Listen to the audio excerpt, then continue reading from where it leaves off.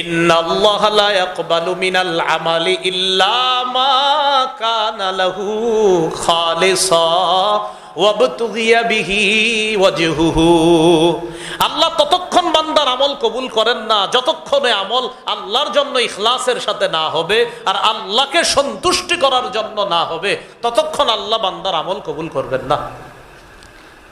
যেমন উজানি মাদ্রাসার মাহফিলে যে মানুষ হয়, চরমনায় যেই পরিমাণ মানুষ হয়, আরো বড় বড় সংস্থার মাহফিলে যেই পরিমাণ মানুষ হয়, আপনাদের এলাকার ছোট্ট একটা মসজিদে যেই পরিমাণ মানুষ হবে, ওই জায়গায় যেই বয়ান দেওয়া আমার মাকসাদ থাকবে, আপনাদের এই ছোট্ট জায়গায় 4-5 জনের সামনেও ওই বয়ানটাই দিতে হবে আমার, যেটা তাদের সামনে দিব যে মানুষ বেশি দেখলাম আর বললাম, এখানে নামকাম বেশি হবে, এখানে ফাটাফাটি বয়ানটা করব, আর এখানে 3 জন আছে, এখানে কোনো মতে একটা বুঝ দিয়ে দেই না, এটা হবে না।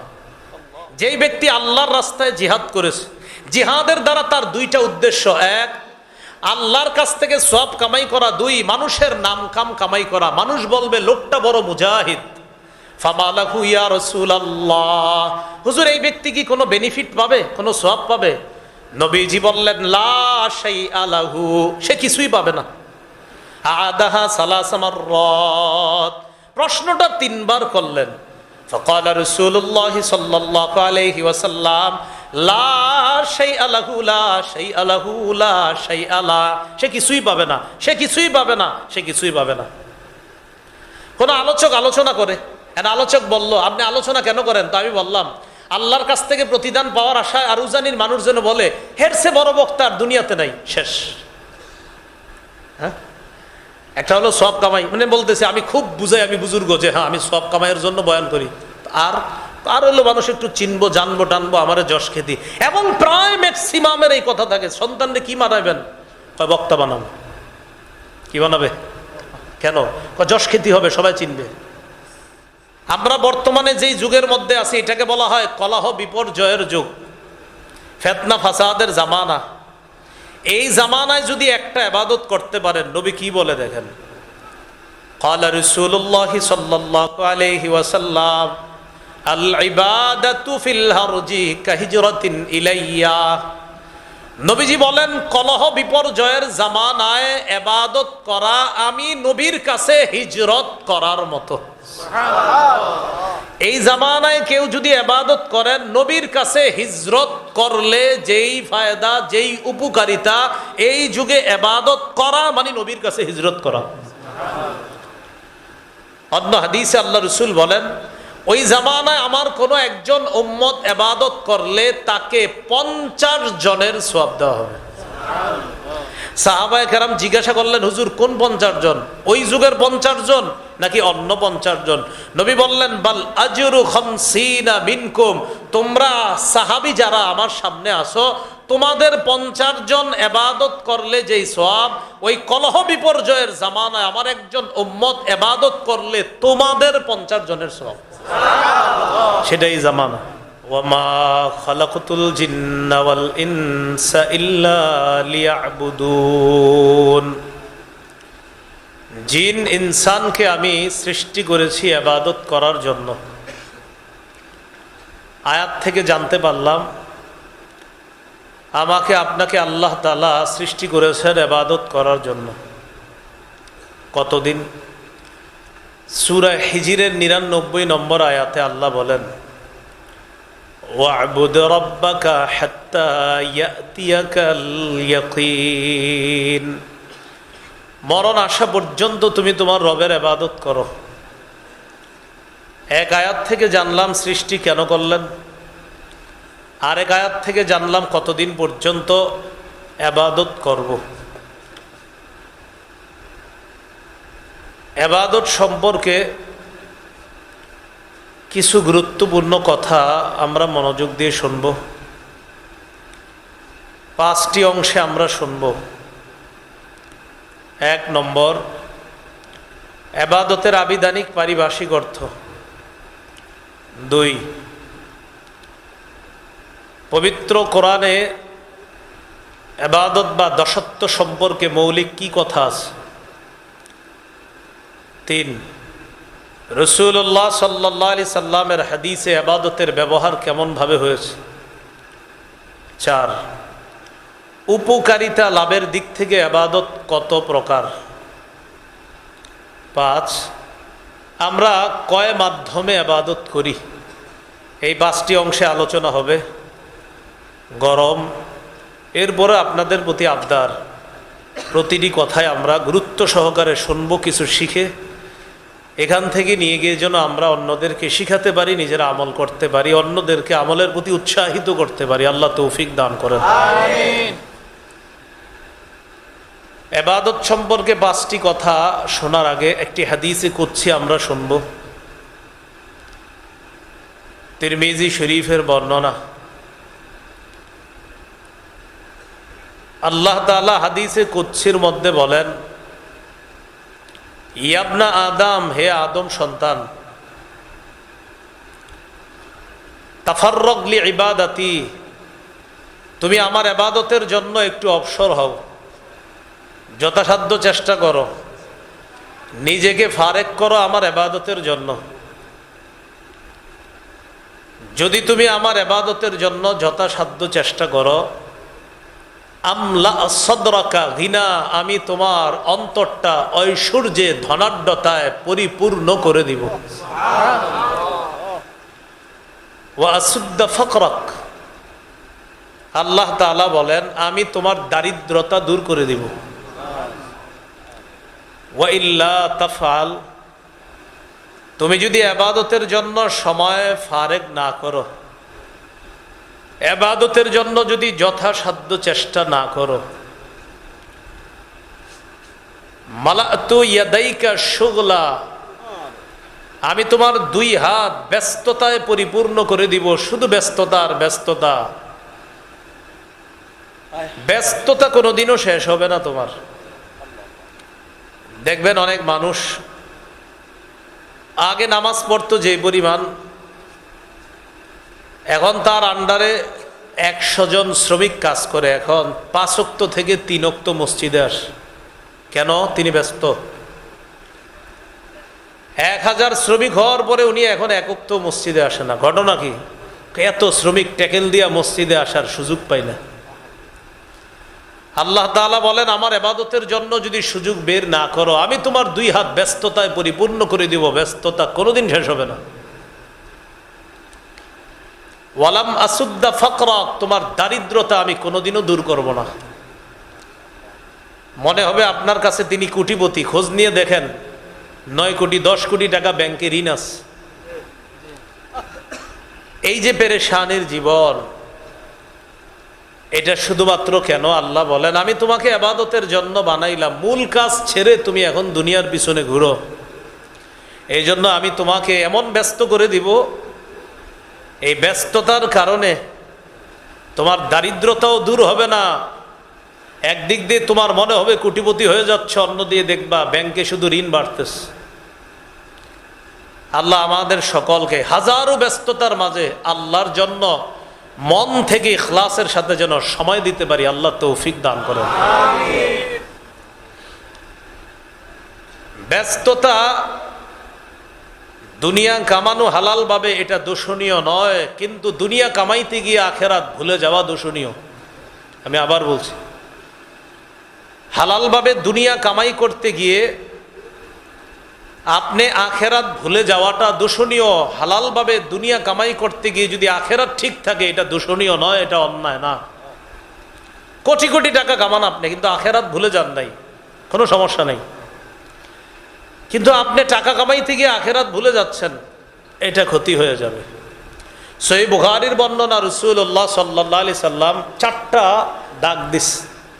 খত্ত রাসূলুল্লাহ সাল্লাল্লাহু আলাইহি সাল্লাম খত্তান মুরাব্বা, নবীজি একটা চতুর্ভুজ আঁকছে। এটা চতুর্ভুজ, দেখেন চতুর্ভুজ আঁকার পর খত্ত খত্তান ফিল ওয়াসাতি খারিজাম মিনহু, মাঝখানে একটা দাগ দিছে, এই দাগটা চতুর্ভুজের বাইরে নিয়ে গেছে।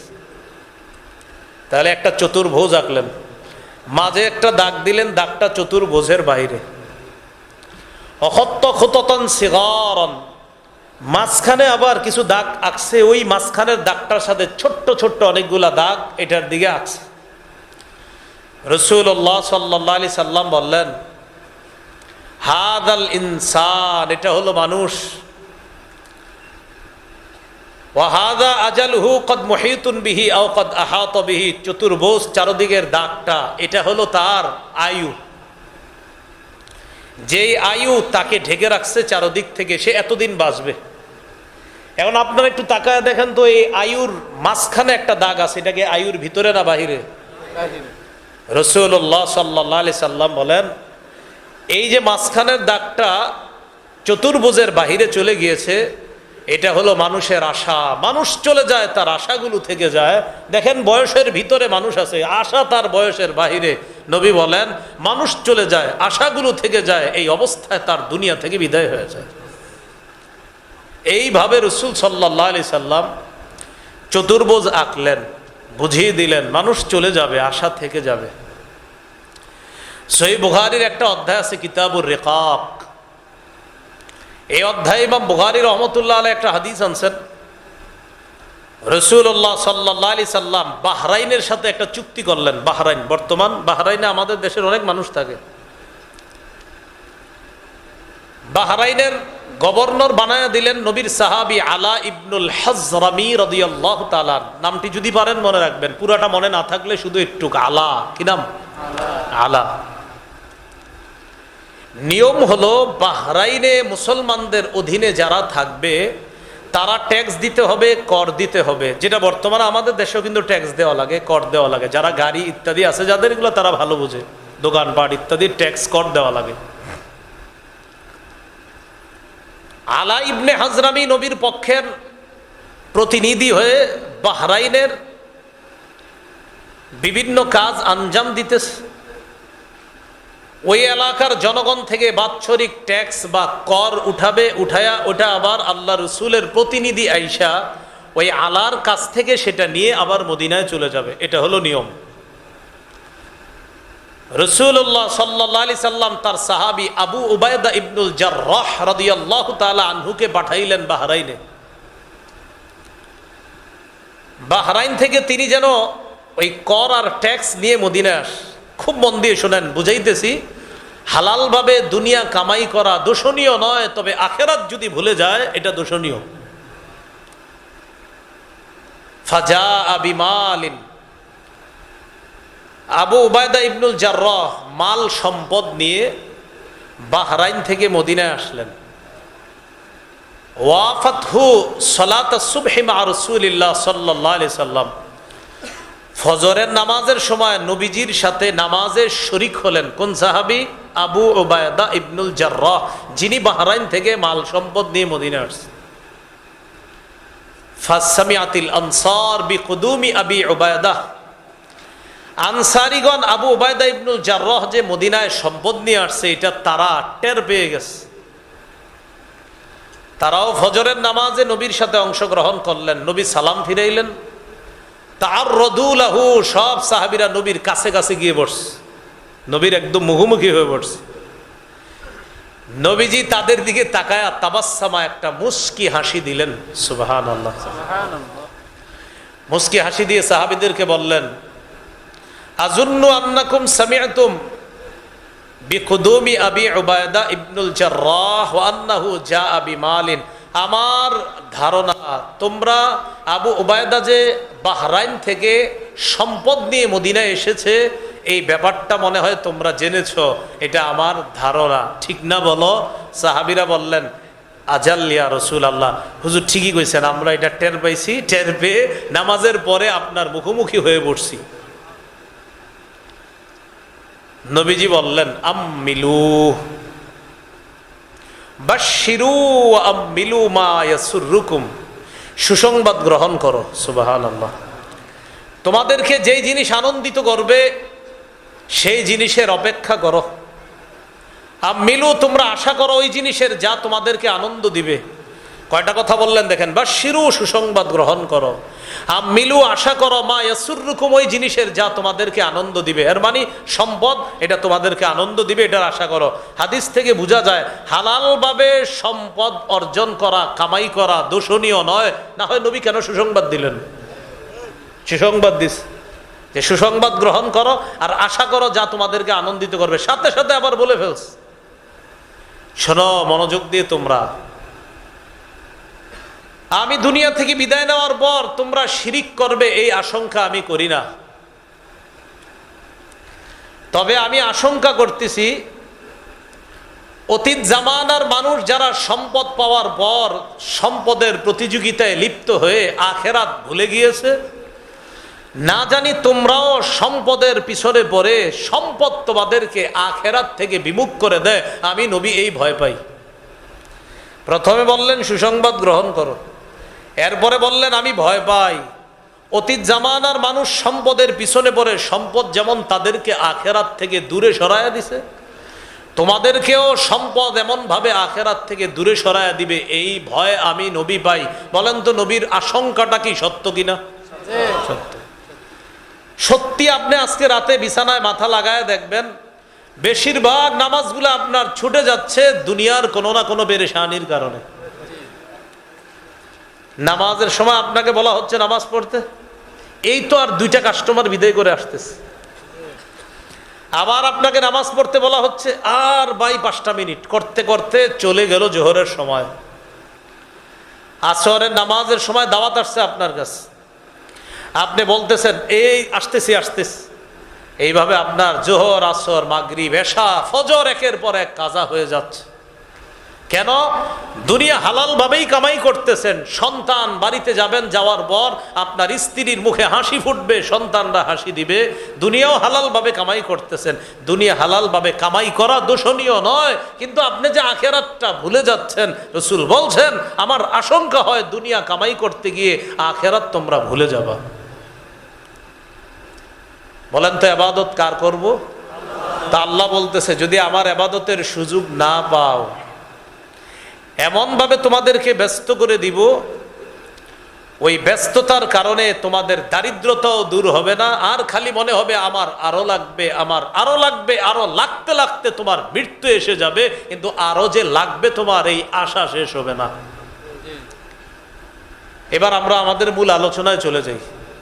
আল্লাহ আমাদেরকে সৃষ্টি করেছেন ইবাদত করার জন্য। কতদিন? মৃত্যু পর্যন্ত ইবাদত। ইবাদত সম্পর্কে 5টি অংশে আলোচনা শুনবো। এক, ইবাদতের আবিধানিক পারিভাষিক অর্থ। ইবাদতের আবিধানিক অর্থ, আল উবুদিয়্যাহ নামে একটা কিতাব আছে, এই কিতাবের 33 নম্বর পৃষ্ঠা। আল উবুদিয়্যাহ কিতাবের নাম। উবুদিয়্যাহ শব্দের অর্থই হলো দাসত্ব। এই কিতাবের 33 নম্বর পৃষ্ঠা শাইখুল ইসলাম ইবনে তাইমিয়া রাহিমাহুল্লাহ বলেন, আল ইবাদাহ আসলু মানাহু আয-যুল। ইবাদতের আসল অর্থ হলো বিনয়ী হওয়া, নত হওয়া। এটা কিতাব আছে নাম আল ইবাদা ফিল ইসলাম। এই কিতাবের 28 নম্বর পৃষ্ঠা আছে। ইবাদত বলা হয় কুল্লু খুদুইন লাইসা ফাওকাহু খুদুউন ফাহুয়া ইবাদা। প্রত্যেক ওই বিনয়, যেই বিনয়ের পর আর বিনয়ী হওয়া যায় না, এটাকেই বলে ইবাদত। ভাই আপনি আল্লাহর সামনে কত বিনয় হয়েছেন? এত চূড়ান্ত পর্যায়ের বিনয়ী হয়েছি যে এর চেয়ে আর হয়তো বিনয়ী হওয়া সম্ভব না, এটাকে ইবাদত বলা হয়। চূড়ান্ত পর্যায়ের নত হওয়া, বিনয় হওয়া, যেই বিনয়ের চেয়ে আর বিনয় হওয়া যায় না, এটা একমাত্র আল্লাহর সামনে হতে হবে, এটাকে বলা হয় ইবাদত। আল ইবাদা ফিল ইসলাম কিতাবের 30 নম্বর পৃষ্ঠা আছে, আল ইবাদাতু হিয়া তাআহ মা গায়াতিল খুজু।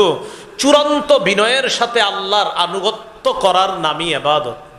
এশার নামাজ আজকে যারা পড়েছেন, চিন্তা করে দেখতে হবে আপনি কি চূড়ান্ত বিনয়ের সাথে আল্লাহর কাছে দাঁড়িয়েছেন কিনা। আগামী দিন যারা ফজর নামাজ পড়বেন, ভবিষ্যতে যে ইবাদতগুলা করবেন, চূড়ান্ত বিনয়ের সাথে যদি আল্লাহর আনুগত্য করেন, আবিধানিক অর্থে এটাকেই বলা হয় ইবাদত। ইবাদতের আবিধানিক 3টা অর্থ বলছি, শুধু একটা মনে রাখেন। একটু বলেন আমার সাথে, বলেন চূড়ান্ত বিনয়ের সাথে আল্লাহর আনুগত্য করা। এটা মনে রাখলে চলবে। ইবাদতের চূড়ান্ত বিনয়ের সাথে আল্লাহর আনুগত্য করা, এই আবিধানিক অর্থটা মনে রাখলে হবে। পারিভাষিক অর্থে ইবাদত কাকে বলে? আল উবুদিয়্যাহ কিতাবের নাম। এই কিতাবের 23 নম্বর পৃষ্ঠা। আল ইবাদাতু হিয়া ইসমুন জামিউন লিকুল্লি মা ইউহিব্বুহু আল্লাহু ওয়া ইয়ারদাহু মিনাল আকওয়াল ওয়াল আ'মালিল বাতিনা ওয়াজ যাহিরা। আমার সাথে একটু বলেন, বলেন বাহ্যিকভাবে, গোপনীয়ভাবে কর্ম করা কথা বলা। এবার আর একটু সুন্দরভাবে বলবো, বলেন।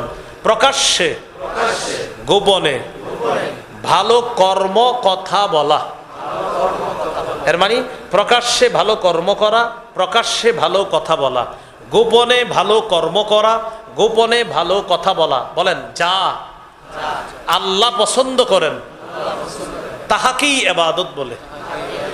তাহলে প্রকাশ্যে ভালো কথা বললেন যদি আল্লাহ পছন্দ করে, প্রকাশ্যে ভালো কর্ম করলেন এটা যদি আল্লাহ পছন্দ করে, গোপনে ভালো কর্ম করলেন এটা যদি আল্লাহ পছন্দ করে, গোপনে ভালো কথা বললেন এটা যদি আল্লাহ পছন্দ করে, এটার নাম ইবাদত।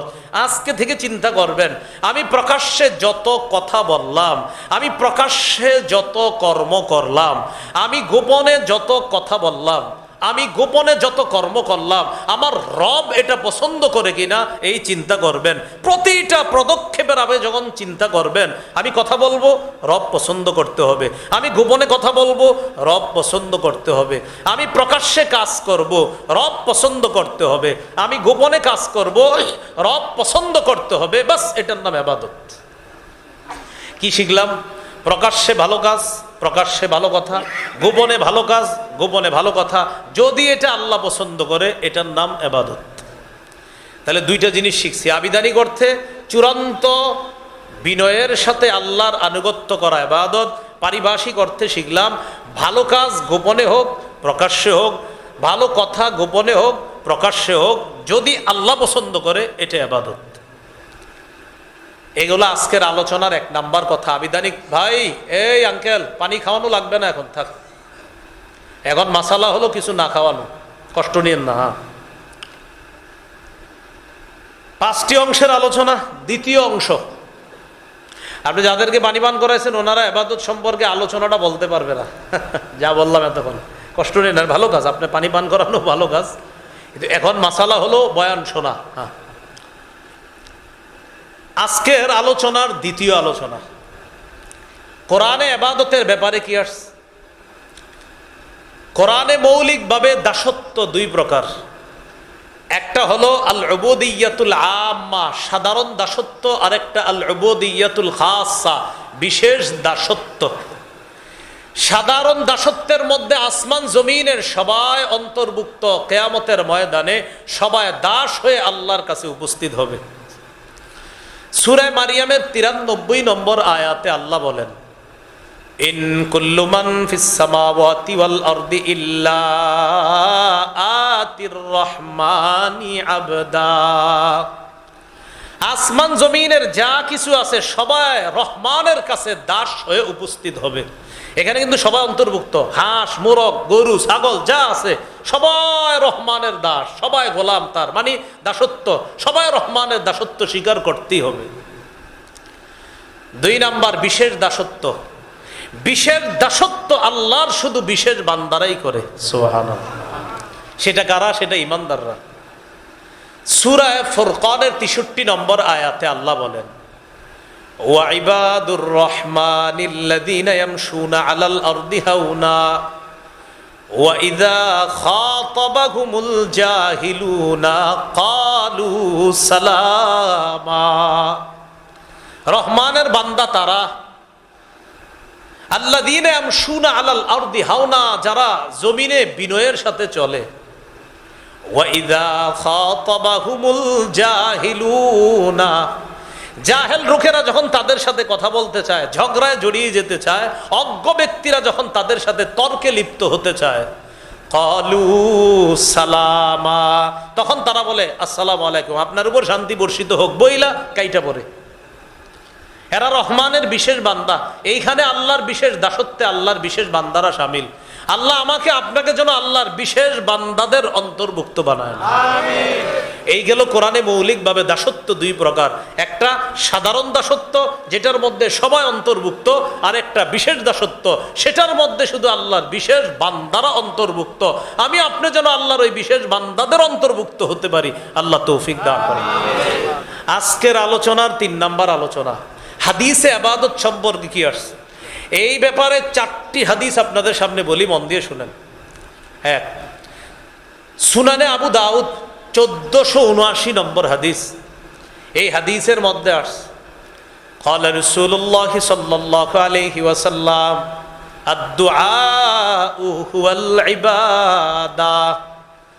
রাসূলুল্লাহ সাল্লাল্লাহু আলাইহি সাল্লাম বলেন, দোয়া করাটাই ইবাদত, দোয়া করাটাই ইবাদত। আপনি যখন আল্লাহর কাছে দোয়া করেন আলাদা, আল্লাহ আমারে মাফ করে দেন, আল্লাহ আমার জমিন দেন, আল্লাহ আমার মেয়েটার বিয়ের ব্যবস্থা করে দেন, হাদিসে রাসূল সাল্লাল্লাহু আলাইহি সাল্লাম বলেন আলাদা যে আল্লাহর কাছে দোয়া করে আমরা কিছু বলি এটাই ইবাদত। নবী আরেক হাদিসের মধ্যে বলেন আদ-দুআউ মুখুল ইবাদা, ইবাদতের মগজ হলো দোয়া করা, ইবাদতের সার নির্যাস হলো আল্লাহর কাছে দোয়া করা। তো এই জন্য হাদিসে ইবাদত সম্পর্কে আসছে নবীর কাছে হিজরত করার মতো। ইবাদত সম্পর্কে তৃতীয় হাদিসটা শোনেন। মাঝে মাঝে অনেক মানুষ আছেন আপনাদের মধ্যে এমন যারা নিয়মিত একটা আমল করেন, হঠাৎ অসুস্থ হয়ে যান, হয় না এরকম? নিয়মিত আপনি কি করেন, যেমন মাগরিবের পরে আপনি সুন্নত পড়েন, নফল পড়েন, পড়ার পরে বৈশা বৈশা আপনি জিকির করেন, এটা আপনার নিয়মিত একটা আমল, যেটা অনেকে জানে অনেকে জানে না, কিন্তু আপনি নিয়মিত জিকির করেন। এখন একদিন কি হয়েছে, আপনি অসুস্থ হয়ে গেছেন, অসুস্থতার কারণে আজকে আর মাগরিবের পরে ওই জিকির নামক ইবাদতটা করতে পারতেছেন না। পারলেও ওই ঘরে শুয়া শুয়া অন্যদিন জিকির করতেন আপনি 300 বার, 400 বার, 500 বার, 1000 বার, আজকে অনেক কষ্ট হইতেছে, 5-6 বারের বেশি বলতে পারতেছেন না, অসুস্থ হয়ে গেছেন। খুব মন দিয়ে শোনেন এই হাদিসটা। হাদিসের কিতাব মুসনাদে আহমদ 6895 নম্বর হাদিস। এই হাদিসের মধ্যে আসছে রাসূলুল্লাহ সাল্লাল্লাহু আলাইহি সাল্লাম বলেন ইন্নাল আবদা ইযা কানা আলা তরিকাতিন হাসানাতিন মিনাল ইবাদা, কোন বান্দা যখন সুন্দর একটা ইবাদতের পদ্ধতি অবলম্বন করে, যেমন ওই যে প্রতিদিন আপনি জিকির করেন, একটা সুন্দর পদ্ধতি অবলম্বন করছেন, কেউ জানে অনেকে জানে না, কিন্তু আপনি নিয়মিত ইবাদতটা করেন। সুম্মা মারিদা, হঠাৎ আপনি অসুস্থ হয়ে গেছেন, অসুস্থ হয়ে যাওয়ার পর এদিন আর জিকির করতে পারতেছেন না, ঘরে শুয়ে রয়েছেন। কিলা লিল মালাকিল মুআক্কালি বিহি ইউকতুব লাহু বিমিসলি আমালিহি ইযা কানা তালিকা। আল্লাহ ফেরেশতাকে বলে, ও ফেরেশতা, আমার বান্দা প্রতিদিন এই টাইমে জিকির করত, আজকেও জিকির করত, করে না কেন জানো? ও অসুস্থ হয়ে গেছে, ওজোরের কারণে এখন শুয়ে রয়েছে ঘরের মধ্যে। সমস্যা কি? আমি আল্লাহ তো কম দেই না। আমার বান্দা সুস্থ থাকলে জিকির করলে যে সওয়াব লেখতা, আজকে অসুস্থতার কারণে পারতেছে না করতে, সওয়াব লেখা বন্ধ করবা না, সওয়াব লিখতে থাকো। এই জন্য ইবাদত নিয়মিত চালু রাখবেন, কিছু ইবাদত ছাড়বেন না। রাসূলুল্লাহ সাল্লাল্লাহু আলাইহি সাল্লাম বলেন আহাব্বুল আমাল ইলাল্লাহ আদওয়ামুহা ওয়া ইন কাল্লাহ, সহিহ বুখারীর বর্ণনা। আল্লাহর কাছে সবচেয়ে পছন্দনীয় আমল হলো ওই আমল যে আমলটা নিয়মিত করা হয়, যদিও সে আমলটা কম হয়। আমল কম কিন্তু নিয়মিত করেন, যেমন ফজরের পরে আপনি আল্লাহুম্মা আজিরনি মিনান নার, এটা নিয়মিত পড়েন। আল্লাহুম্মা ইন্নী আসআলুকা রিদাকা ওয়াল জান্নাহ, আপনি নিয়মিত পড়েন। বিসমিল্লাহিল্লাযী লা ইয়াদুররু মা ইসমিহি শাইউন ফিল আরদ ওয়ালা ফিস সামাই ওয়া হুয়াস সামিউল আলিম, আপনি নিয়মিত পড়েন। আউযু বিকালিমাতিল্লাহি তাম্মাতি মিন শাররি মা খালাক, এই আমল নিয়মিত করছেন। আউযু বিকালিমাতিল্লাহি তাম্মাহ মিন কুল্লি শাইতানিন হাম্মাহ ওয়া মিন কুল্লি আইনিন লাম্মাহ। ফজরের পর ইখলাস 3 বার, ফালাক 3 বার, নাস 3 বার। যোহরের পর ইখলাস 1 বার, ফালাক 1 বার, নাস 1 বার। আসরের পর ফালাক 1 বার, ইখলাস 1 বার, ফালাক 1 বার, নাস 1 বার। মাগরিবের পর ইখলাস 3 বার, ফালাক 3 বার, নাস 3 বার। এশার পর ইখলাস 1 বার, ফালাক 1 বার, নাস 1 বার। নিয়মিত আমল করতেছেন আপনি। নবীজি বলেন আমল যদিও কম করো, কিন্তু নিয়মিত যদি আমলটা করো, এটা কমও যদি হয় আল্লাহর কাছে সবচেয়ে পছন্দের আমল এটা। আপনি প্রতিদিন সুবহানাল্লাহ পড়েন, 33 বার আমল করেন, মাশাআল্লাহ, ভালো কথা। এই আমলটা ছাড়াও আপনি অতিরিক্ত আবার আপনি দোকানে বসে বসে আপনার কাজ হলো প্রতিদিন আপনি কথার কথা যে আপনি 70 বার আস্তাগফিরুল্লাহ পড়েন। নবীজি 70 বার পড়তেন, কোনো বর্ণনায় 100 বার, নবী 100 বার পড়তেন, তাই আপনিও পড়েন, নিয়মিত করতেছেন আপনি। এই যে আমলটা আপনি নিয়মিত চালু রাখেন, নবী বলেন, আমি নবী বলে গেলাম, নিয়মিত আমল যেটা করো, কমও যদি হয় আল্লাহর কাছে সবচেয়ে পছন্দের আমল হিসাবে বিবেচিত হয়। আল্লাহ আমাদের সকলকে নিয়মিত যে আমলগুলো আছে এগুলো যেন নিয়মিত করতে পারি, আল্লাহ তৌফিক দান করেন। ইবাদত সম্পর্কে চতুর্থ হাদিস, সহিহুল জামে একটা হাদিসের কিতাব। এই হাদিসের মধ্যে আছে, আমার আগে পিসা হুজুর আলোচনা করছেন, আপনার পিসা হুজুর আলোচনা করে গেছেন না এশার পরে।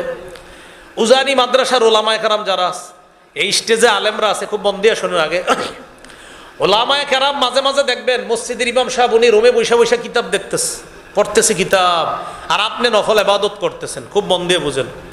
ইমাম সাহেবরে দেখলেন মাগরিব পড়ার পর সুন্নত পড়ছে, হয়তো 2-4 রাকাত নফল পড়ে উনি কিতাব পড়তেছে ঘরে বসে বসে বা ওনার রুমে বসে।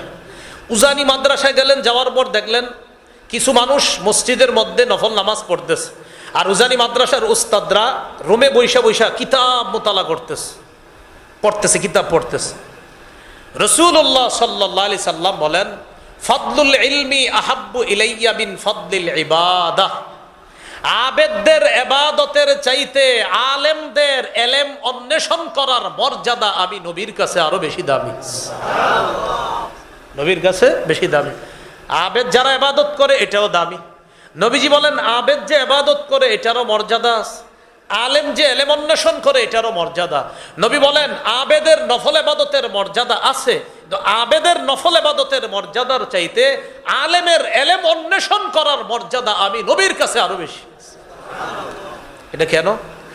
আবেদের ইবাদত সঠিক না ভুল এটা আলেম ওই হাজার হাজার পৃষ্ঠা পড়াশোনা করার পর ফতোয়া দিবে। এই জন্য তার আমল শুদ্ধ না অশুদ্ধ এটা আলেম সাহেব বলবে। এই জন্য আলেমের ইলমের অন্বেষণ করার অনেক দাম, অনেক ফায়দা। আল্লাহ আমাদেরকে কথাগুলা বুঝার তৌফিক দান করেন। এই হলো আজকের আলোচনার 3 নাম্বার আলোচনা গেল।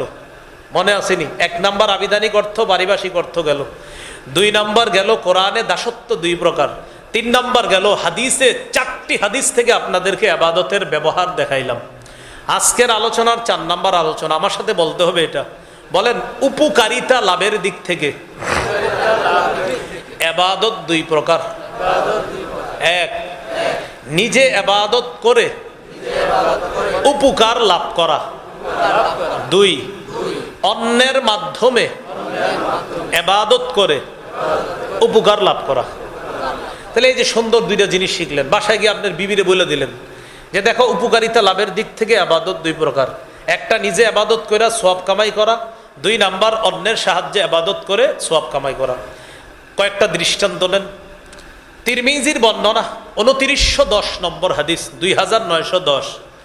এই হাদিসের মধ্যে আসছে قال رسول الله صلى الله عليه وسلم من قرأ حرفا من كتاب الله فله به حسنة والحسنة بعشر أمثالها لا أقول ألف لام ميم حرف ولكن ألف حرف ولام حرف وميم حرف।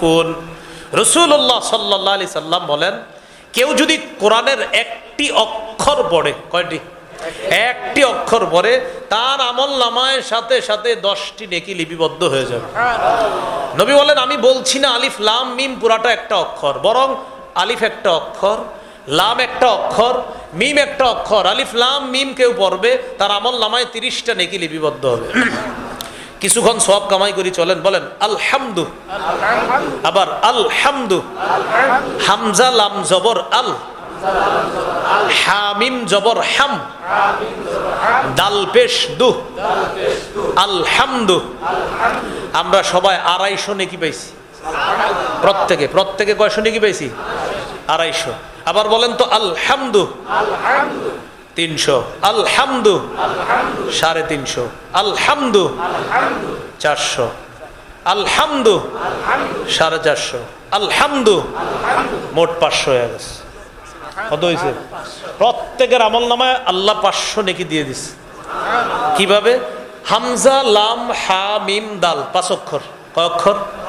5 অক্ষর। প্রতি অক্ষরে 10 হইলে 5 অক্ষরে কত? 50। আমরা মোট 10 বার পড়ছি, 10 50-এ কত হয়? 500। তাহলে তো এই জন্য মসজিদের মক্তবে সকালবেলা ইমাম সাহেব যে বাচ্চারে পড়ায় হামজা লাম জবর আল, হামিম জবর হাম, দাল পেশ দু, আলহামদু, এটা বলে এই তুই যা, এই তুই আয়, এদিকে আয়। বা জবর বা, শিন জবর শা, বাসা, র জবর র, বাসা র, তুই যা, তুই আয়। এবার একটু ভাবেন তো ওই সকালের মসজিদের ইমাম সাহেবের কি পরিমাণ সওয়াব হচ্ছে, আর ওই বাচ্চার আমল নামায় কি পরিমাণ সওয়াব।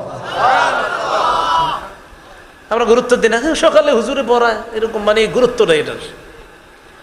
আজকে থেকে গুরুত্ব দিবেন যে এক একটা আলেম নুরানির যখন পড়ায় তিনি হামজা লাম জবর আল, প্রতিটা অক্ষর তিনি বারবার পড়াইতেছে, আর অক্ষরের বিনিময়ে 10 করে তার আমল নামায় লিপিবদ্ধ হচ্ছে। এই জন্য উলামায়ে কেরামের সবচেয়ে বড় একটা গুণাগুণ কি জানেন? তারা তাদের মক্তবার হেফসখানার উস্তাদ যারা, তাদেরকে সহজে বলে না। কোনো উস্তাদদেরকে আমরা বলি না, কিন্তু আমরা যাদের কাছে কায়দা আমপারা পড়ছি, কোরআন পড়ছি, তাদেরকে সহজে বলি না। এবং মৃত্যুবরণ যখন আমাদের এই উস্তাদরা করে, কষ্ট বেশি পাই। ওই কায়দার উস্তাদ বললে বেশি কষ্ট লাগে। আপনারাও ট্রাই করবেন, বিদেশে চলে গেছে দেখবেন অনেকে, সৌদি আরব অমুক দেশে থাকে, ওই কায়দা যার কাছে পড়ছে ওনারা এখনো ভুলে না। আমি হুজুরের কাছে কায়দা পড়ছি, আমগো বক্তব্যে পড়ছি। তো এই হুজুরের কেন এত মহব্বত? মহব্বতের কারণটা বুঝতেছেন না, কারণ তিনি আপনার ফাউন্ডেশনটা তৈরি করে দিচ্ছেন। আল্লাহ আমাদেরকে বুঝার তৌফিক দান করেন। এখন আসেন, এই যে আলহামদু বললাম, এই যে আমরা প্রত্যেকে যখন কোরআন পড়ব, নিজে নিজে আমরা এই সওয়াবটা অর্জন করব। এটা বলছিলাম উপকারিতা লাভের দিক থেকে ইবাদত 2 প্রকার। আমরা কোরআন পড়লাম, তেলাওয়াত করলাম, নিজে নিজে ইবাদত করলাম, সওয়াব পেয়ে গেলাম। অন্যের সাহায্যে সওয়াব, এটার একটা দলিল নেন। সহিহ বুখারীর বর্ণনা 5353 নম্বর হাদিস। 5353 কত হয়? 5353। আর 5353 কত হয়? 5000। এইভাবে মাঝে মাঝে বলি যেন মুখস্থ থাকে আপনাদের। 5353 কি সুন্দর, 2 পাশে 2 5, আবার 2 পাশে 2 3, 5353, 5353 এই হাদিসের মধ্যে আসছে। قال رسول الله صلى الله عليه وسلم الساعي على الأرملة والمسكين كالمجاهد في سبيل الله। রাসূলুল্লাহ সাল্লাল্লাহু আলাইহি সাল্লাম বলেন, কোন ব্যক্তি যদি কোনো বিধবা অসহায় নারীর সাহায্য সহযোগিতায় এগিয়ে যায়, কোন এতিমের সহযোগিতায় এগিয়ে যায়, আল্লাহর রাস্তার মুজাহিদের যে সওয়াব, তার আমল নামায় সেই সওয়াব। আবিল কাইমিল লাইলাস সাইমিন নাহার, সারা রাত তাহাজ্জুদ পড়লে যে সওয়াব, তার আমল নামায় সেই সওয়াব। সারা দিন নফল নামাজ পড়লে যে, নফল রোজা রাখলে যে সওয়াব, তার আমল নামায় সেই সওয়াব। কেউ যদি বিধবা অসহায়দের সাহায্য সহযোগিতায় এগিয়ে যায়, এতিমদের সাহায্য সহযোগিতা করে, তাহলে আল্লাহর রাস্তার মুজাহিদের মতো তার সওয়াব। এইটা হলো অন্যের সাহায্যে ইবাদত করার লাভ। তাহলে বিধবাকে সাহায্য করা, এটা অন্যের সাহায্যে সওয়াবটা কামাই করলেন। এতিমকে সাহায্য করলেন আরেকজনকে, ইবাদত আপনিই করছেন কিন্তু আরেকজনের সাহায্য লাগছে। আপনি দান আরেকজনকে করলেন, তো দান করতে হইলে আরেকজন লাগে, এটা আরেকজনের সাহায্যে সওয়াব কামাই করা। তো বলছিলাম উপকারিতা লাভের দিক থেকে ইবাদত 2 প্রকার। একটা নিজে ইবাদত করে সওয়াব কামাই করা, 2 নাম্বার অন্যের সাহায্যে ইবাদত করে সওয়াব কামাই করা। আজকের আলোচনা, শেষ আলোচনা, সেটা হলো আমরা কয় মাধ্যমে ইবাদত করি? একটু বলেন আমার সাথে। সাধারণত আমরা 5 মাধ্যমে ইবাদত করি। 1 মুখ দিয়ে, 2 শরীর দিয়ে, 3 অর্থ সম্পদ দিয়ে, 4 কলব দিয়ে, 5 টাকা এবং শরীর দিয়ে, মানে সম্পদ এবং শরীর দিয়ে। তাহলে আমরা কয় মাধ্যমে ইবাদত করি? প্রথমে কলবেরটা বলি, কলব। প্রথমে কলব। আচ্ছা, আবার একটু মস্ক করে নেই, বলেন। 1 নম্বর কলব দিয়ে, 2 মুখ দিয়ে, 3 শরীর দিয়ে, 4 সম্পদ দিয়ে, 5 সম্পদ এবং শরীর দিয়ে। কয় মাধ্যমে ইবাদত করি? 1 নাম্বার বলেন কলব দিয়ে যে ইবাদত করি, বলেন এই ইবাদতকে আত্মিক ইবাদত বলে। না আত্মিক না, আত্মিক, আত্মা, আত্মা, আত্মিক ইবাদত। কি ইবাদত? হ্যাঁ। আচ্ছা, এবার আমি একটু বলি, মন দিয়ে শোনেন। কলব দিয়ে যে ইবাদত করি এটাকে বলা হয় আত্মিক ইবাদত। কলব দিয়ে যে ইবাদত করি কি ইবাদত? আর এই আত্মিক ইবাদতটা উজানিতে প্র্যাকটিক্যাল দেখায় আপনাদেরকে। আত্মিক অন্তরের ইবাদতটা উজানি সহ আরো যত আল্লাহওয়ালাদের মজলিস আছে। 2 নাম্বার মুখ দিয়ে ইবাদত করি, এটাকে বলা হয় মৌখিক ইবাদত। 3 নাম্বার শরীর দিয়ে যে ইবাদত করি এটাকে বলা হয় দৈহিক বা শারীরিক ইবাদত। 4 নাম্বার টাকা সম্পদ দিয়ে যে ইবাদত করি এটাকে বলা হয় আর্থিক ইবাদত। হ্যাঁ। 5 নাম্বার সম্পদ এবং শরীর দিয়ে করি, এটাকে বলা হয় আর্থিক এবং শারীরিক ইবাদত। 1 নাম্বার কলব দিয়ে করি আত্মিক ইবাদত, যেমন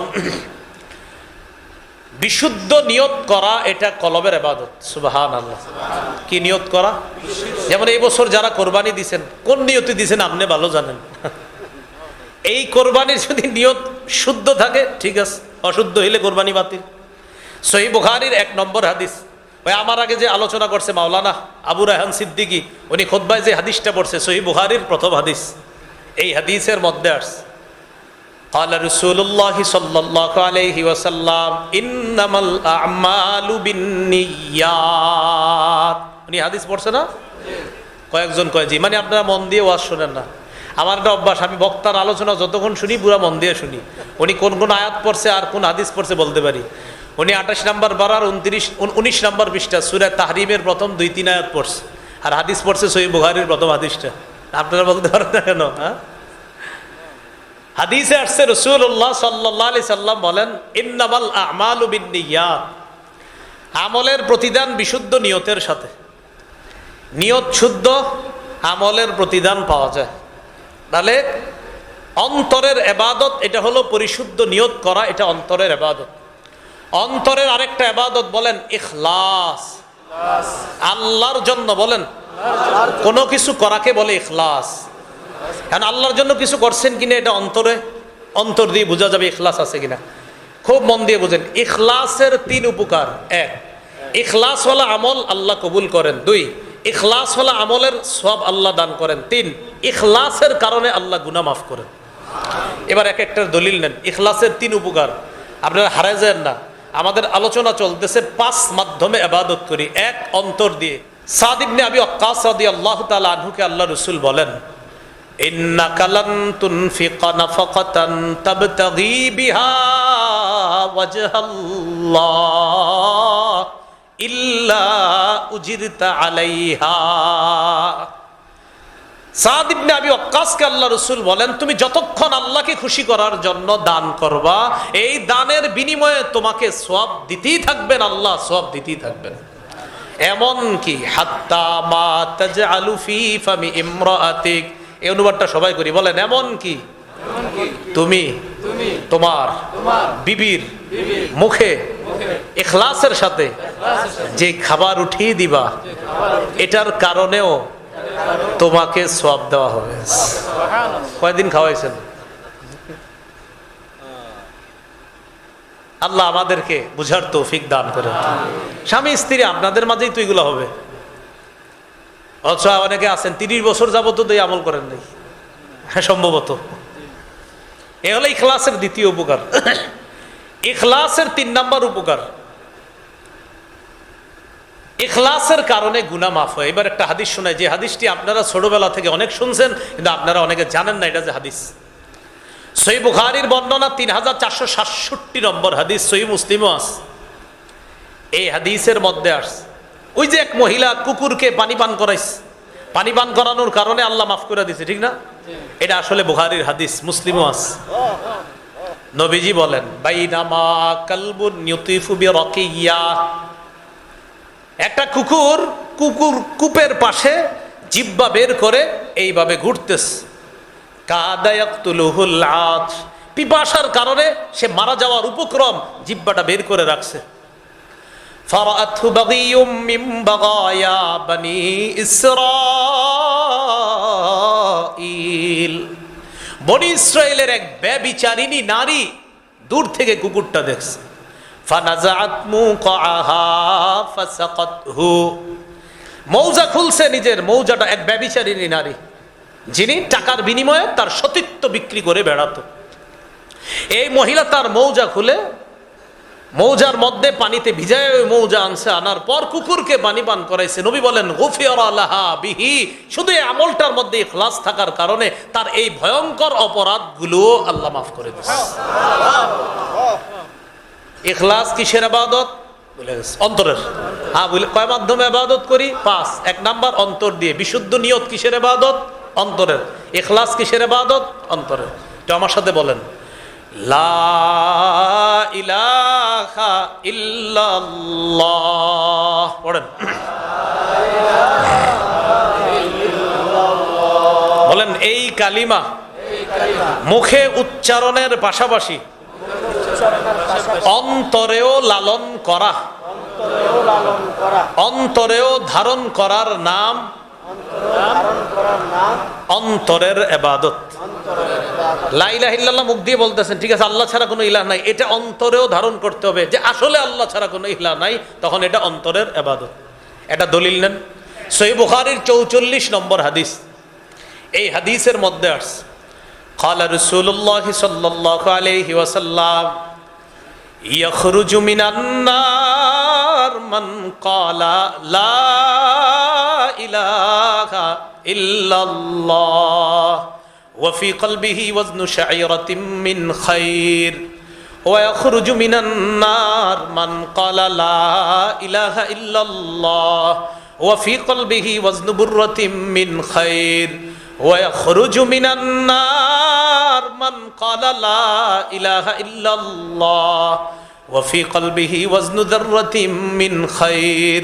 রাসূলুল্লাহ সাল্লাল্লাহু আলাইহি সাল্লাম বলেন, জব পরিমাণ, গম পরিমাণ, অনু পরিমাণ, সরিষার দানা পরিমাণ ঈমান যদি কারো অন্তরে থাকে, এই ব্যক্তি যদি জাহান্নামে বিভিন্ন মেয়াদে শাস্তি ভোগও করে, বিভিন্ন অপরাধের কারণে যদি সে জাহান্নামে থাকেও, সরিষা পরিমাণ বিশুদ্ধ পিওর ঈমান অন্তরে থাকার কারণে একদিন জাহান্নাম থেকে বের হয়ে সর্বনিম্ন জান্নাতীয় যদি হয়, দুনিয়ার 10 দুনিয়ার সমপরিমাণ একটা, আর আরেকটা সাথে মিলাইতে হবে 11টা দুনিয়ার সমপরিমাণ জান্নাতের মালিক হয়ে যাবে। বিশুদ্ধ পিওর খাঁটি ঈমান, সরিষার দানা পরিমাণও যদি হয়, তাহলে লা ইলাহা ইল্লাল্লাহ মুখ দিয়ে বল, লা ইলাহা ইল্লাল্লাহ। সুদ খাইতেছেন কিলো, আল্লাহ ছাড়া কোনো ইলাহ নাই, মানে আল্লাহ ছাড়া কোনো ইলাহ নাই, আল্লাহ আপনি আমার রব। এই রবকে আপনি রব মানছেন, এর মানে কি 6টা জীবনে রবকে রব মানছেন। বলেন কয় জীবনে? বলেন ব্যক্তি জীবন, পারিবারিক জীবন, সামাজিক জীবন, রাষ্ট্রীয় জীবন, আর্থিক জীবন, আন্তর্জাতিক জীবন। 1 নম্বর ব্যক্তি জীবনে রবকে আল্লাহ, তা আপনি নামাজ পড়ছেন, এর মানে ব্যক্তি জীবনে রব মানছেন। 2 নম্বর পারিবারিক জীবনে রবকে না, ফজরের সময় ছেলেরে বললেন থাক ঘুমাক, স্বাস্থ্য নষ্ট হবে। পারিবারিক জীবনে আপনি রব আল্লাহরে না মানছেন, তো আল্লাহরে রব মেনে থাকলে সন্তানকে কেন উঠাচ্ছেন না? পারিবারিক জীবনে রব।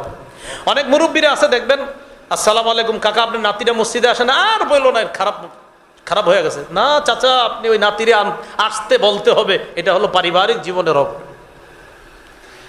3 নম্বর সামাজিক জীবনে রব। কয়জন মানুষকে বলছেন নামাজে আসতে? টিভি দোকানের সামনে দাঁড়ায় যে খেলা দেখতেছে, একদিন বলছেন চলো মসজিদে? যদি আপনারা বলার পর আপনি বলেন আর বললো না এগুলো আসে না, এত বলি না, 1 লাখ বার বলবেন না আসুক, বলতে হবে। সামাজিক জীবনে রব। 4 নম্বর অর্থনৈতিক জীবনে রব। অর্থনৈতিক জীবনে রব কে? বলেন কে? তো সুদ খান কেন? আল্লাহ না অর্থনৈতিক জীবনের রব, তো সুদ খাওয়া মানে কি আল্লাহর আপনি রব মানেন না? তো সুদ হারাম করছে কে? বলেন রব কে হারাম করছে? ঠিক আছে, এই জায়গায় রব বলি, সুদ হারাম করছে কে? তো সুদ খান কেন? অর্থনৈতিক জীবনে না আল্লাহরে রব মানছেন, আপনি সুদও খান, আবার বলেন আমার অর্থনৈতিক জীবনের রব আল্লাহ। তো আল্লাহ কয় আমি তোমার অর্থনৈতিক জীবনের রব, সুদ খাও কেন? 5 নাম্বার রাষ্ট্রীয় জীবনের রব আল্লাহ। এই দেশে ইসলাম কায়েম হোক, কয়দিন আল্লাহরে বলছেন? হ্যাঁ, উজানি মাদ্রাসা থেকে ডাক আসছে, বা কচুয়ার ওলামায়ে কেরাম সবাই মিলে ডাক দিছে, চলেন অমুক জায়গায় যেতে হবে আমাদের, আর আপনি আপনার সন্তানরে বললেন হুজুর রাজাক তুই যাইস না। রাষ্ট্রীয় জীবনে রব কে? আল্লাহ। 6 নম্বর আন্তর্জাতিক জীবনে রব কে? ফিলিস্তিনের মুসলমানদের সহযোগিতায় কয়দিন আপনি কিভাবে সহযোগিতা করছেন? এই 6 জীবনে আপনি আল্লাহকে রব মানছেন, সেটা কই? রুহের জগতে। আল্লাহ বলছে আলাস্তু বিরাব্বিকুম, আমি কি তোমাদের রব নই?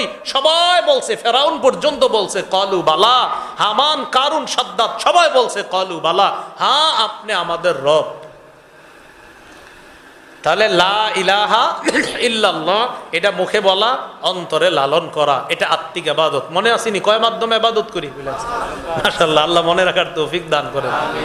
তাহলে একটা হলো বিশুদ্ধ নিয়ত, আরেকটা হলো ইখলাস, আরেকটা হলো লা ইলাহা ইল্লাল্লাহ অন্তরে লালন করা, আরেকটা বলেন তাওয়াক্কুল করা। তাওয়াক্কুল মানে আল্লাহর উপর ভরসা করা। আল্লাহর উপর ভরসা কাকে বলে? যাদের গরু আছে, গরুর ঘরের দরজাটা খুলে রাখবেন, খুইলা গরুটা ঘরের দরজার সামনে রাইখা বলবেন আল্লাহ ভরসা, এটা বললে ঘুমায় থাকবেন। চোরে চুরি করবো না, আপনার আল্লাহ ভরসা আছে। এটার নাম তাওয়াক্কুল না। সাহাবায়ে কেরাম নবীরে বললেন, হুজুর আমরা পাহাড়ের উপরে ঘোড়া টোরা ছাইরা দেই, আল্লাহর উপরে তাওয়াক্কুল আছে, ঘোড়া আবার আসবে। নবী বলে এটার নাম তাওয়াক্কুল না। ঘোড়া বাঁধবা, সেফটি দিবা, নিরাপত্তা দিবা, দেওয়ার পর সব চেষ্টা তুমি বান্দার পক্ষ থেকে করার পর বলবা, আমি বান্দা হিসাবে আমার যথাসাধ্য চেষ্টা করছি আমার এই সম্পদ হেফাজত করার জন্য, আল্লাহ ভরসা ইনশাল্লাহ, বাকিটা আল্লাহ দেখবে ইনশাল্লাহ। এটার নাম তাওয়াক্কুল। ঘরের দরজা বন্ধ করবেন, আয়াতুল কুরসি পরে এবার গরুটা আল্লাহ হেফাজত করবে, এটার নাম তাওয়াক্কুল। এই হলো তাওয়াক্কুল। এটা আত্মিক ইবাদত। ইবাদত করি কয় মাধ্যমে? এক নাম্বার কি দিয়ে? অন্তর। দুই, মুখ দিয়ে। মুখ দিয়ে ইবাদতকে বলা হয় মৌখিক ইবাদত। মৌখিক ইবাদতের মধ্যে শ্রেষ্ঠ একটা ইবাদত তিলাওয়াতুল কোরআন, কোরআন তেলাওয়াত করা। সহিহ বুখারীর বর্ণনা 5011 নম্বর হাদিস। আনিল বারা ইবনে আযিব রাদিয়াল্লাহু তাআলা আনহু قال কানা রাজুলুন ইয়াতলু সূরাতাল কাহফ। এক ব্যক্তি ইয়াকরাউ সূরাতাল কাহফি, সূরা কাহফ তেলাওয়াত করতেছিলেন। ফাতাগাশাতহু সাহাবা, উনি কোরআন তেলাওয়াত করা অবস্থায় আকাশের একখণ্ড মেঘ কেমন যেন একদম দুনিয়ার কাছাকাছি চলে আসছে। ওয়া ইলা জানিবিহি, তার পাশে তার একটা ঘোড়া, হিসানুন মারবুতুন বিশাতনাইন, দুইটা রশি দিয়ে তার ঘোড়াটা বাঁধা। উনি সূরা কাহফ তেলাওয়াত করতেছে, ওনার পাশে তার ঘোড়া দুইটা রশি দিয়ে বাঁধা। আকাশের একখণ্ড মেঘ কেমন যেন দুনিয়ার কাছাকাছি আইসা ওই ঘোড়ার উপরে ছায়া দিতেছে, তাকেও ছায়া দেয়। ফাজাআলা ইয়ানফিরু, ঘোড়া উঠা লাফানো শুরু করতেছে, লাফাইতেছে খালি। উনি টেনশনে পড়ে গেছে, ঘটনা কি? তেলাওয়াত শেষ করলেন। ফালাম্মা আসবাহা আতা রাসূলুল্লাহ সাল্লাল্লাহু আলাইহি ওয়াসাল্লাম, সকালবেলা নবীর কাছে আসলেন। ফাযাকারা লাহু যালিকা, পুরা ঘটনা নবীরে বললেন, হুজুর আমি সূরা কাহফ পড়তেছিলাম, আকাশের মেঘখণ্ড আসছে, আসার পর আমার ঘোড়া লাফানো শুরু করছে। নবীজি বললেন, তিলকাস সাকিনাতু তানাজ্জালাত বিল কুরআন, এটা ছিল আল্লাহর পক্ষ থেকে প্রশান্তি। কোরআন তেলাওয়াতের কারণে এই প্রশান্তি দুনিয়াতে নেমে এসেছে। এই জন্য মাঝে মাঝে রাতের বেলা কোরআন তেলাওয়াত করেন। সহিহ মুসলিমের বর্ণনায় আসছে, রাতে যারা কোরআন তেলাওয়াত করে তাসতামিউ, ফেরেশতারা তার তেলাওয়াত শুনতে থাকে। রাত 3টা 3:30 ঘুম ভেঙে গেছে। এখন তো 3টা 3:30 ঘুম ভাঙে না, আপনি ঘুমানি 3টায়। ওই যে ফেসবুকে গুরুত্বপূর্ণ দেশের খবরগুলা রাইখা 3টায় ঘুমান, গুরুত্বপূর্ণ। আর আপনি যদি দেশের খবর না রাখেন, যে কোনো সময় দেশ ধ্বংস হয়ে যেতে পারে। তো এই জন্য আপনার ওই ভালো ধারণা রাখি আমি, তো গুরুত্বপূর্ণ সংবাদগুলো দেখে তো উনিও 3টার দিকে একটা স্ট্যাটাস দিবে যে আজকের মতো ফ্রেন্ডস যারা আছেন, ডিয়ার ফ্রেন্ডস, গুড নাইট, এটা বলে উনি ঘুমায়া যায়। 3টা বাজে উনি বুঝায় যে দেশের প্রচুর খবর রাখছি, আর একটা স্ট্যাটাস দেয়, স্ট্যাটাসে বুঝায় হ্যাঁ অনেক খবর রাখে, কমেন্ট করে 24 ঘন্টা একজন। উনি দেশের একজন খুব গুরুত্বপূর্ণ ব্যক্তি, বুঝাইতেছে 3টা পর্যন্ত জায়গা থাকে। কেন জীবনটা নষ্ট করেন? হ্যাঁ, 3টা 3:30টার দিকে ঘুম ভেঙে গেছে, 10টার আগে ঘুমায়া যদি যান, 3টায় ঘুম ভাঙলেও 5 ঘন্টা ঘুম হয়, 3:30টায় যদি আপনার ঘুম ভাঙে 5.5 ঘন্টা ঘুম। ঘুম থেকে ভাঙার পর স্ত্রীকে না জাগায়া, সন্তানগুলারে না জাগায়া আস্তে আস্তে কোরআন তেলাওয়াত করেন, যেন তেলাওয়াতে কারো ঘুম ডিস্টার্ব না হয়। ইয়াকিন করেন সহিহ মুসলিমের বর্ণনা অনুযায়ী আল্লাহর ফেরেশতারা কান পেতে মনোযোগ সহকারে আপনার কোরআন তেলাওয়াত শুনবে। এটা মৌখিক ইবাদত, মনে আসেনি? মৌখিক ইবাদত। মৌখিক ইবাদতের মধ্যে আরেকটা জিকির করা। এটা উজানির মানুষে আর জিকির শিখানো দরকার নাই। হ্যাঁ, উজানি মানি তো জিকির। হ্যাঁ, তো জিকির করা। জিকির কেমন? মাশাআল্লাহ, মাঝে মাঝে তো মজলিসে বসে জিকির করেন, একা রাস্তায় যখন হাঁটবেন তখনও জিকির করবেন। সুবহানাল্লাহ, আলহামদুলিল্লাহ, লা ইলাহা ইল্লাল্লাহ, আল্লাহু আকবার। আপনি জিকির চালু রাখেন। জান্নাতীরা জান্নাতে যাওয়ার পর কোনো আফসোস থাকবে না, একটা আফসোস থাকবে, আল্লাহ আমি যদি দুনিয়াতে ওই সময়টা যে অনর্থক নষ্ট করলাম, নষ্ট না কইরা যদি জিকিরে সময়টা কাটাইতাম, আজকে জান্নাতে আমার অবস্থানটা আরো ভালো থাকতো। এ আফসোস করবে। এই জন্য দুনিয়ার অনর্থক মজলিসগুলা এড়ানোর সুন্দর উপায় লা ইলাহা ইল্লাল্লাহর জিকির বেশি করা। একটু করি চলেন, লা ইলাহা ইল্লাল্লাহ, লা ইলাহা ইল্লাল্লাহ। এবার দেখেন করার সময় একটু খেয়াল করেন তো দুই ঠোঁট লাগে কিনা, আবার করেন লা ইলাহা ইল্লাল্লাহ, লা ইলাহা ইল্লাল্লাহ। দুই ঠোঁট লাগে? লাগে না। এখন দেখেন একটু মজার তথ্য, দুই ঠোঁট যেহেতু লাগে না, বন্ধুদের মজলিস, চা খাইতেছে 5-6 জন, ওই মজলিসে যাওয়ার পর দেখেন বন্ধুরা আড্ডা মারতেছে। এখন বন্ধুদের সাথে দেখা হয়েছে, মাদ্রাসা থেকে আসছেন ছুটিতে 7 দিনের, অনেক তালেব ইলমদেরকে দেখা যাইতেছে এখানে। তো ছুটিতে আসছেন, এখন বন্ধুদের মজলিসে পড়ে গেছেন, কয় চা খা, তো চা খাইতে বসলেন। এখন দেখেন তারা দুনিয়াবি অনর্থক গল্প শুরু করছে, না পারতেছেন উঠতে, না পারতেছেন বসতে। উঠে গেলে বলবে এতদিন পরে আসলো, কেমন দেমাক দেখায়। আবার যদি বসে থাকেন অনর্থক পেঁচাল শুনতে হবে, ওই টাইমে কি করবেন, এরকম হা করে থাকবেন, এই দেখেন, আর আমার দিকে তাকান, লা ইলাহা ইল্লাল্লাহ, লা ইলাহা ইল্লাল্লাহ। ঠোঁট লাগেনি? হেরা মনে করবো হা করে আমগো কথা শুনে, আসলে তো লা ইলাহা ইল্লাল্লাহ করে। তিরমিজির বর্ণনা, রাসূলুল্লাহ সাল্লাল্লাহু আলাইহি সাল্লাম বলেন, ইল্লা ফুতিহাত লাহু আবওয়াবুস সামা হাত্তা তুফজিয়া ইলাল আরশ। বন্ধুদের দিকে তাকায় রয়েছেন হা করে, হেরা ভাববে মন দিয়ে কথা শুনে, আর আপনি ঠোঁট না লাগায় যে লা ইলাহা ইল্লাল্লাহর জিকির করতেছেন, আসমানের সবগুলা দরজা খুলে দেওয়া হয়েছে যেন আপনার লা ইলাহা ইল্লাল্লাহ আল্লাহর আরশ পর্যন্ত পৌঁছে যায়। ইবাদত কয় মাধ্যমে করি ভুলে গেছে? 2 নাম্বার মাধ্যম মৌখিক ইবাদত। কি ইবাদত বলেন তো? না, এখনো শেষ নেই, 2 নাম্বারটা শেষ নেই। মৌখিক ইবাদতের মধ্যে আরেকটা ইবাদত বলেন, সত্য কথা বলা।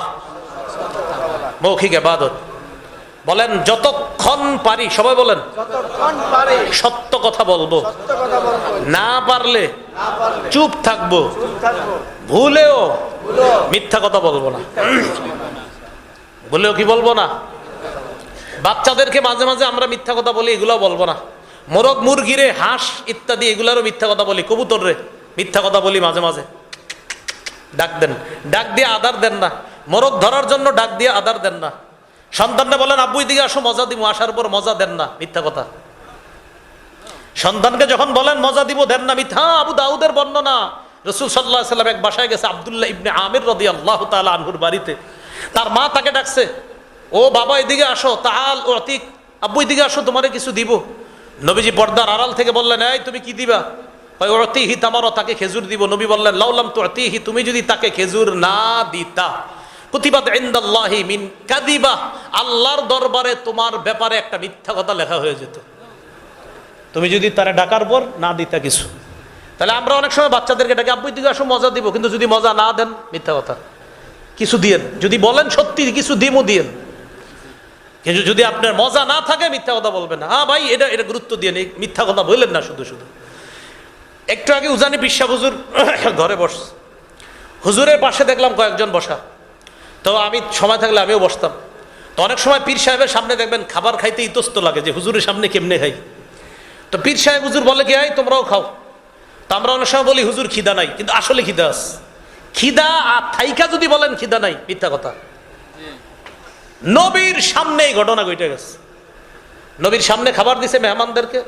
তো এক সাহাবিয়া বললেন, মহিলা সাহাবিয়া, হুজুর খিদা নাই। নবীজি বললেন, আসলে খিদা নাই? খিদা রাইখা যদি বলো খিদা নাই, মিথ্যা কথা।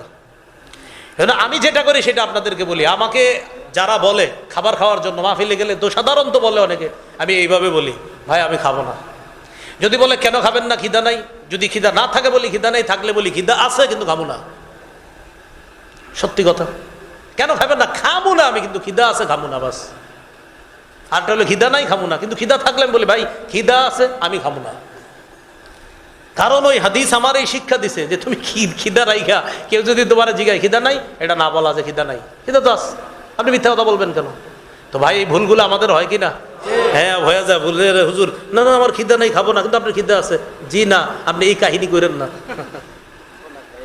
তাহলে কি শিখলাম? বললে সত্য কথা বলবো, না পারলে চুপ থাকবো, মিথ্যা কথা বলবো না।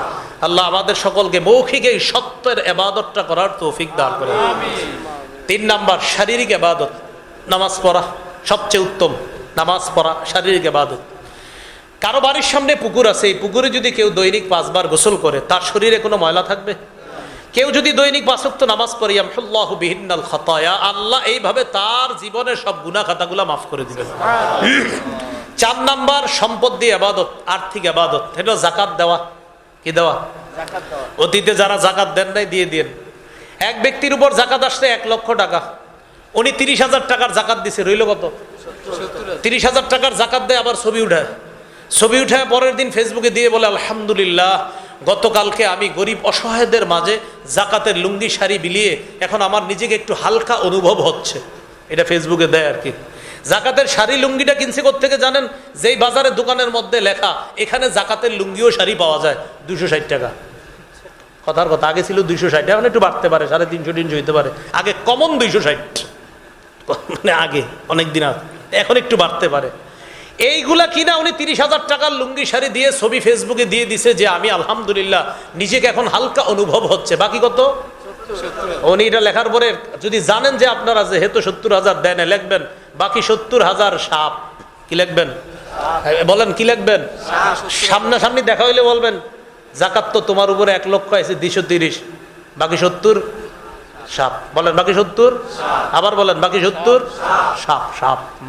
সহিহ বুখারীর বর্ণনা, রাসূলুল্লাহ সাল্লাল্লাহু আলাইহি সাল্লাম বলেন মান আতাহুল্লাহু মালা ফালাম ইউদ্দি যাকাতা মুসিলা লাহু ইয়াউমাল কিয়ামাতি শুজাআন আকরা। যে যাকাত দেয় না, ওই যাকাত যোগ্য সম্পদটা কিয়ামতের ময়দানে বিষধর সাপ হয়ে পা থেকে পেঁচা এই পর্যন্ত আসবে, সেইভাবে ফানা ধরে বলবে আনা কানজুকা আনা মালুকা, আমি তোমার সেই সঞ্চিত সম্পদ যেটা তুমি দুনিয়াতে আদায় করো নাই। কিয়ামতের ময়দানে যে ব্যক্তি যাকাত আদায় করে নাই, তার যাকাতযোগ্য সম্পদ এইগুলাকে পুরায়া পাত বানানো হবে। এই পাত দিয়ে লন্ডি করা হয় দোকানের মধ্যে যে ইস্ত্রি দিয়ে, এই জাতীয় একটা বানায়া তার কপাল, তার পার্শ্ব আর পিঠে গরম শেক দেওয়া হবে। এইভাবে কিয়ামতের ময়দানেও তার এই গজব হতে থাকবে। একদিন হবে এই গজবটা, কিয়ামত জাহান্নামে যাওয়ার আগে কয়দিন হবে? বলেন না কয়দিন? আবার বলেন। যারা জাকাত দেয় না এরা কয়েকদিন কি কোনো ব্যাপার? নবী বলে একদিনের পরিমাণ 50,000 বছর। কয় হাজার? এটা হলো জাহান্নামে যাওয়ার আগে। অনেকে ভাবতে পারে একদিন কি আর কোনো, নবী যেমনি কইছে হাদিসটা ঠিক আমি এমনি কইলাম যে একদিন। নবী বলে কানা মিকদারুহু 50 আলফা সানা, একদিনের পরিমাণ মাত্র 50,000 বছর। তাহলে আর্থিক ইবাদত যারা জাকাত দেন, প্রিয় ভাইয়ারা, আপনারা মেহেরবানি করে উজানি মাদ্রাসার মুফতি সাহেবের সাথে বৈশা বকেয়া জাকাতগুলা আদায় করে নেবেন, ভবিষ্যতেও জাকাত আদায় করবেন। আল্লাহ তৌফিক দান করেন। 5 নাম্বার ইবাদত যেটা আমরা শরীর দিয়ে করি, অর্থ দিয়ে করি, হজ করা। কি করা? হজে গেলে টাকাও লাগে, শরীরও লাগে। কি লাগে? টাকাও লাগে, শরীরও লাগে। এই জন্য হজ করা। যাদের উপর হজ ফরজ হয়েছে হজ করে নেবেন, হজ আদায় করে নেবেন, এটার কোনো সুযোগ নাই। আল্লাহ হাদিসে কুদসির মধ্যে বলেন ইন্না আবদান সাহহাতু লাহু জিসমা ওয়া ওয়াসাতু আলাইহি ফিল মাঈশা তামজি আলাইহি খামসাতু আওয়াম। আমি যেই বান্দার শরীর সুস্থ রাখলাম আর যাকে আমি প্রচুর সম্পদের মালিক বানাইলাম, এইভাবে যদি 5 বছর অতিবাহিত হয়, সে যদি হজে না আসে লামাহরুম, সে বঞ্চিত, সে কপাল পরা, সে হতভাগা। তিরমিজির একটা বর্ণনা দিয়ে আমরা শুরু করেছিলাম এইভাবে। আল্লাহ বলছে যদি ইবাদতের জন্য সুযোগ বের করো, আমি তোমার দারিদ্রতা দূর করে দিব, আমি তোমার অন্তরটা টাকা পয়সায় পরিপূর্ণ করে দিব, অন্যথায় তোমাকে পেরেশানি দিয়ে আমি লিপ্ত করে দিব। এরপর আমরা জানলাম 5টি কথা। 1, আবিধানিক অর্থ, পারিভাষিক অর্থ। আবিধানিক অর্থ চূড়ান্ত বিনয়ের সাথে আল্লাহর আনুগত্য করা। পারিভাষিক অর্থ ছিল গোপনে প্রকাশ্যে ভালো কথা বলা, ভালো কর্ম করা, সব যদি আল্লাহ পছন্দ করেন এগুলাকে ইবাদত বলা হয়। 2 নাম্বার আলোচনা ছিল কোরআনের দাসত্ব 2 প্রকার, একটা সাধারণ দাসত্ব আর একটা মৌলিক দাসত্ব। সূরা মারিয়ামের 93 নম্বর আয়াতে সাধারণ দাসত্বের কথা আছে, সূরা ফুরকানের 63 নম্বর আয়াতে বিশেষ দাসত্বের কথা। আমাদের 3য় আলোচনা ছিল হাদিসে ইবাদত সম্পর্কে কিয়াস। এই ব্যাপারে 4টি হাদিস শুনেছি। আবু দাউদের 1479 নম্বর হাদিস, তিরমিজির 2201 নম্বর হাদিস, মুসনাদে আহমদের 6895 নম্বর হাদিস, সহিহুল জামে 4214 নম্বর হাদিস। আমাদের 4র্থ আলোচনা ছিল উপকারিতা লাভের দিক থেকে ইবাদত 2 প্রকার, নিজে ইবাদত করে উপকার লাভ করা। তিরমিজির 2910 নম্বর হাদিস শুনেছিলাম। অন্যের সাহায্যে ইবাদত করে উপকারিতা লাভ করা। সহিহ বুখারীর 5353 5353 নম্বর হাদিস শুনেছিলাম। আমাদের 5 নম্বর আলোচনা ছিল আমরা 5 মাধ্যমে ইবাদত করি। 1, অন্তর দিয়ে, এটা আত্মিক ইবাদত। 2 মুখ দিয়ে এটা মৌখিক ইবাদত, 3 শরীর দিয়ে এটা শারীরিক ইবাদত, 4 টাকা দিয়ে এটা আর্থিক ইবাদত, 5 শরীর এবং অর্থ দিয়ে এটা আর্থিক এবং শারীরিক ইবাদত। আল্লাহ বলেন আমি তোমাদেরকে বানাইছি ইবাদত করার জন্য, কতদিন? মৃত্যু পর্যন্ত। আল্লাহ আমাদের সকলকে মৃত্যু পর্যন্ত যেন আমরা আল্লাহকে খুশি করার জন্য ইবাদত করতে পারি, আল্লাহ তৌফিক দান করেন। এই জায়গায় যারা আছেন আমার সংকলনটা যারা সংগ্রহ করেননি অনলাইন থেকে সংগ্রহ করে নেবেন। আমার একটা সংকলন আছে মিম্বরের আমানত 6 খণ্ডে, 1 থেকে 6 খণ্ড, সবগুলোই সংগ্রহ করার চেষ্টা করবেন। প্রথম খণ্ডটা যারা নেবেন জামাই বউ উভয়ে পুরা খণ্ডটা মুখস্থ করে ফেলবেন, সন্তানের 64টা অধিকার সবাই মুখস্থ করে ফেলবেন। আর যারা বিয়ে করেন না এরাও প্রথম খণ্ডটা নিয়ে মুখস্থ করবেন। দ্বিতীয় খণ্ড শিরিক বেদাত কুফর তাওহীদ, তৃতীয় খণ্ড হালাল হারাম সম্পর্কে এবং সমাজে সবচেয়ে কম একটা অপরাধ সুদ খাওয়া, এই সম্পর্কে লম্বা আলোচনা তৃতীয় খণ্ডে। চতুর্থ খণ্ডের আলোচনা হলো আপনার স্বামীর 24টি অধিকার, স্ত্রীর 19টি অধিকার। পঞ্চম খণ্ডের আলোচনা ইসলামের প্রথম ভিত্তি কালিমা, এটা নিয়ে লম্বা আলোচনা। ষষ্ঠ খণ্ডের আলোচনা ইসলামের দ্বিতীয় ভিত্তি নামাজ নিয়ে। এটা অনলাইন থেকে আপনারা সংগ্রহ করে নেবেন। কিতাবের নাম মিম্বরের আমানত। এইখানে আজকে প্রকাশনী থেকে তারা নিয়ে এসেছে, আমাকে বলে দেওয়ার জন্য বলেছে, বললাম এখানে গাড়ি থেকে যাদের লাগবে সংগ্রহ করতে পারেন। শর্ত হলো গাড়ির কাজ ভাঙা যাবে না। কি ভাঙা যাবে না? গাড়ির কাজ এখানে কয় খণ্ড আছে তাদের কাছে আমি জানি না, বলছে বলে দেওয়ার জন্য। গাড়িটা যেহেতু আমার ভাড়া করা, এই জন্য কাজ ভাঙলে তো এটা আমার জরিমানার, যিনি ভাঙবেন চুপি চুপি দিয়ে দিন। আল্লাহ আমাদের সকলকে যে কথাগুলো শুনলাম বললাম আমল করার তৌফিক দান করেন। আমিন ওয়া আখিরু দাওয়ানা আলহামদুলিল্লাহি রাব্বিল আলামিন।